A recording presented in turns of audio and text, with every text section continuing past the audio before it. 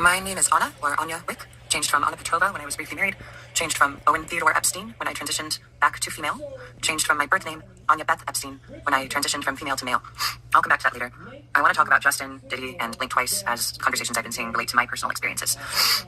These are experiences I've been wanting to speak on for a while now, and I've been pretty terrified of retaliation like my uncle faced, or repercussions of general disbelief, but it doesn't matter. When I spoke to the FBI a couple of years ago, they interviewed my perpetrators, who of course denied their actions, and the case was dropped. I'm tired of it weighing on me.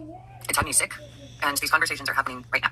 So, I believe that Justin was passed around, that it's perfectly normal in the industry. I believe that he's guilty, and that he is maybe being a scapegoat of sorts to keep attention away from the bigger picture. And I think that Blink Twice is a metaphor for human trafficking that is actually aided by LSD.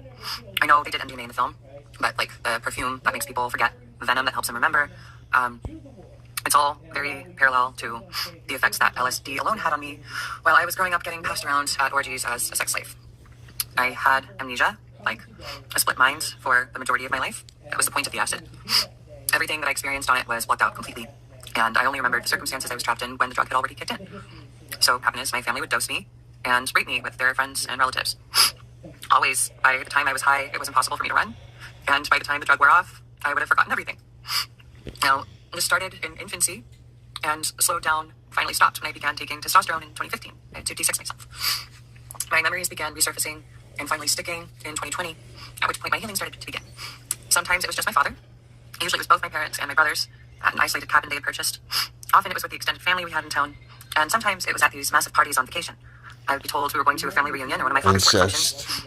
They would give me something special to drink. I'd get ogled by a bunch of old men, sometimes introduced to various people as my siblings. I would initially enjoy myself, kind of, and then I recognized the effects on my body that were so familiar.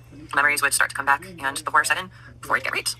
I'd usually be mostly unconscious for these assaults, and not come to until we had left the affair, or just the morning after packing up. Why do I bring Hollywood into this? At the orgy I remember best, at Aspen, in late spring of 2007, I was introduced to Jeffrey Epstein, Harvey Weinstein, Larry David as my uncles, before the assaults began. When I came to, rope-bound in a hotel room at the lodge, Larry was still orally penetrating me. My mother apologized to him, told him he had to stop. He complimented her for how well she trained me.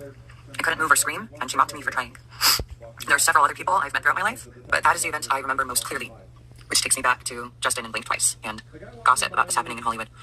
It is my wish for the public to become aware of what has been happening right in front of their faces, and for children today to become freed from the abuse that I believe they are still experiencing. I can go more in depth on my story, but it isn't about me. Violent abusers are being lauded as public figures and gifted fortunes and power, and while my past remains secret, whether or not anyone will ever verify it, I cannot feel at peace with myself. I'll answer questions anyone may have if anyone pays attention to this, and thank you for watching and listening. Thank you, ma'am.